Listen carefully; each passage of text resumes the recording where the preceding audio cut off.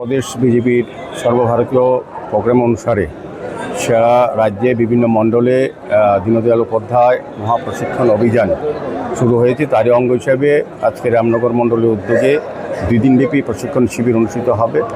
এখানে 8টি বিষয় নিয়ে বিভিন্নভাবে আলোচনা করা হবে। মূল উদ্দেশ্য হচ্ছে পণ্ডিত দীনদয়ালজি যে চাইছিলেন যে আমাদের উপযুক্ত আদর্শ কার্যকর্তা নির্মাণ করা এবং রাষ্ট্রের প্রতি তাদের আন্তরিকতা, তাদের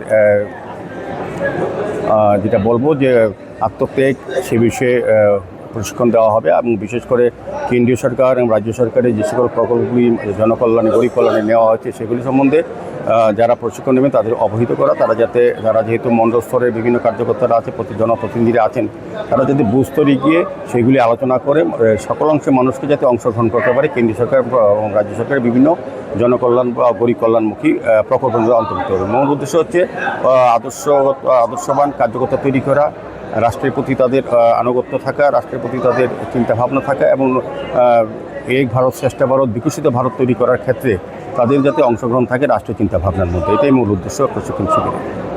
2 দিন চলবে? 2 দিন ব্যাপী চলবে।